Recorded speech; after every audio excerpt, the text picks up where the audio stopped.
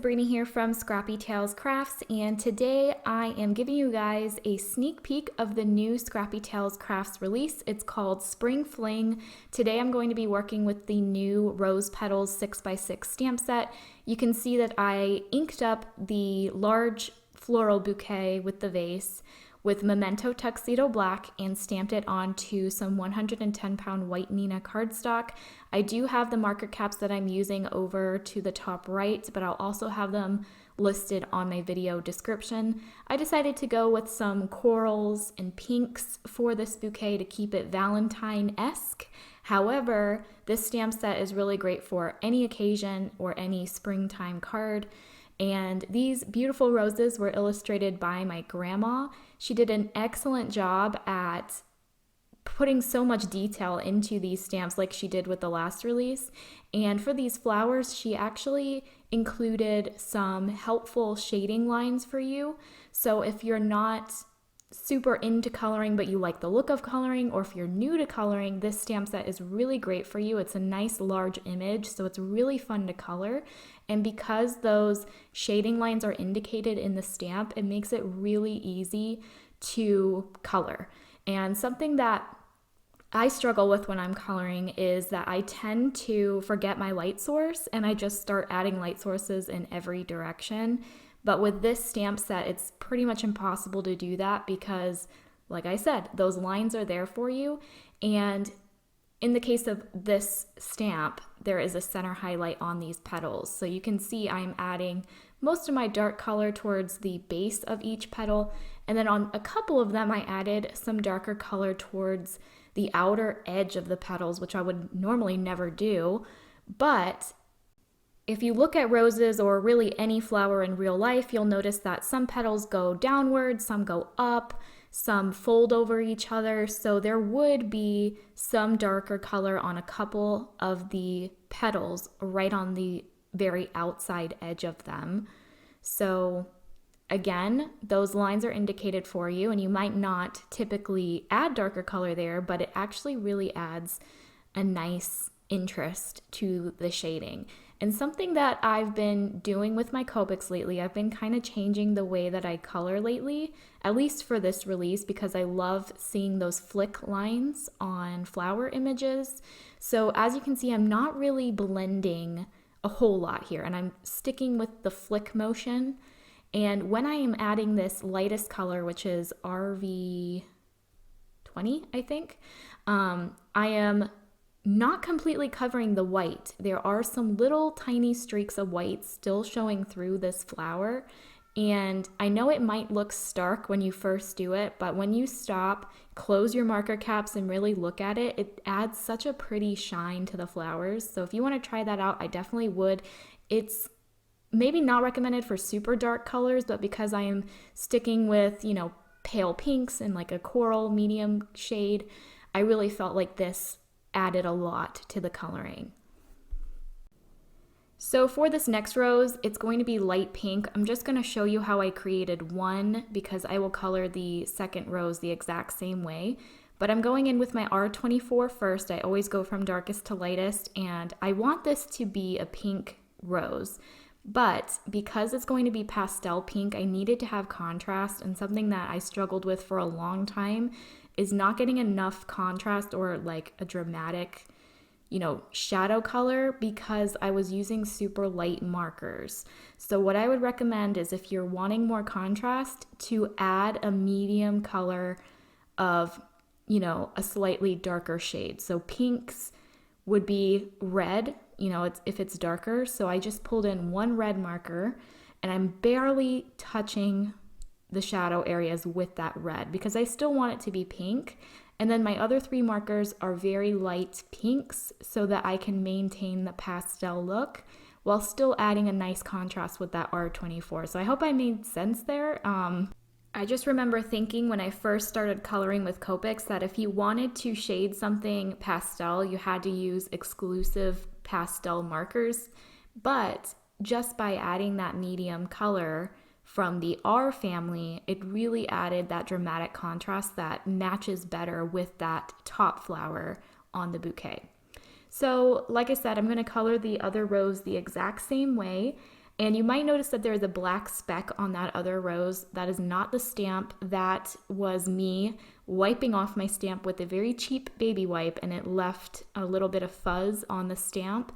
So I will cover that up later with a little pearl, but I just want to mention that that's not a part of the stamp. I've been using this stamp a lot to create samples for you all. So yeah. So I'm just finishing up this last rose, going in with my lightest color, which is RV10, and I'm flicking from the base of the petal, and I am not blending too heavy. I really want to maintain those flick lines, and I'm even leaving a little bit of the paper showing to give that really bold highlight. So my roses are done now. I'm going to go ahead and work on the leaves. I chose G07, YG17, and YG23. And again, I'm going to color from darkest to lightest, same deal here. I am focusing most of the shadow color towards the base of the leaf and adding just a little bit towards the tip on a couple of them. And then as it gets further inside the bouquet, like where those 3 roses meet in the middle, I am pretty much adding very dark color there. I'm not going to add very much highlight just because they would be leaves that are in the back of the bouquet. So while I color up these leaves, I want to talk a little bit about the release, and I also want to talk about the Scrappy Tales design team. So if you don't follow me on Instagram or if you don't read my blog, I did announce last week the design team for Scrappy Tales 2021. It kind of introduced everyone on the team, and we have a huge group of ladies. It's quite a large team. I decided to invest all of my marketing budget towards the design team, so they're all amazingly talented ladies, and what I love about all of them is that they all have different card making and paper crafting styles. So you're sure to find someone, or I'm sure multiple people, that you really, have a similar style with, and there's just so much inspiration. I'm amazed by how many different projects people have created using the same products. So I can't wait to showcase some of the design teams cards and projects over on my Instagram.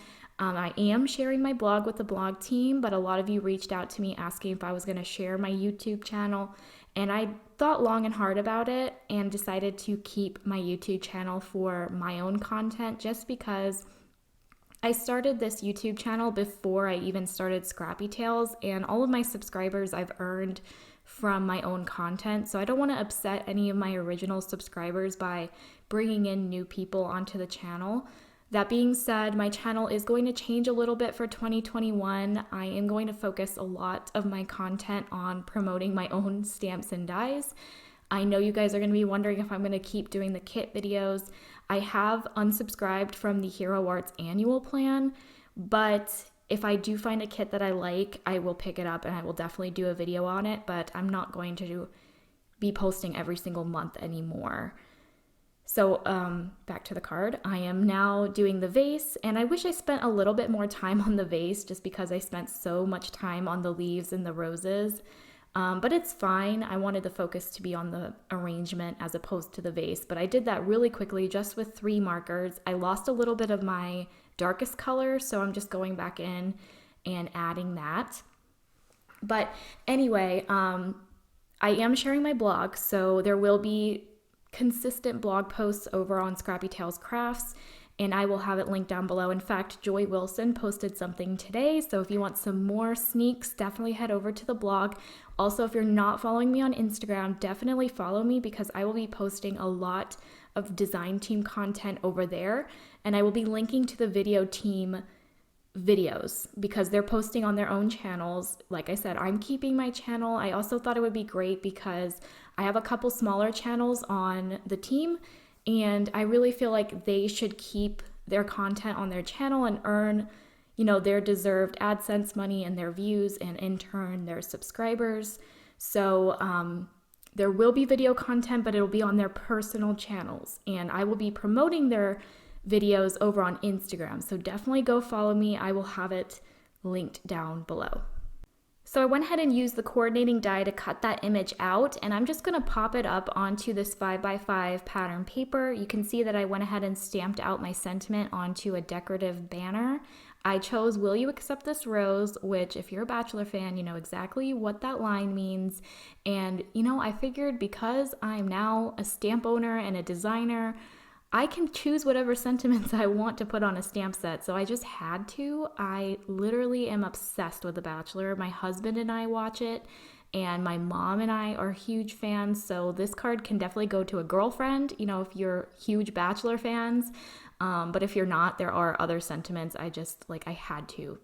The fangirl inside me told me I had to do it. And this will be a card for my husband just because I've pretty much forced him to watch The Bachelor with me, and it's kind of grown on him. So I think it'll be like a really funny card to give him, and it matches well with the roses. But if you're not a Bachelor fan, don't worry. There are some more normal sentiments on the stamp set. I had to. So I added some pearls to the card, and now I'm just going to attach the whole panel onto a 5¼ by 5¼ inch card base. And that is going to complete today's video. Let me know what you guys think. There will be more sneaks coming on this channel this week, so definitely subscribe if you haven't yet, and hit that notification bell so you're notified when I post a new video. I hope you guys have a great day, and I will see you next time. Bye!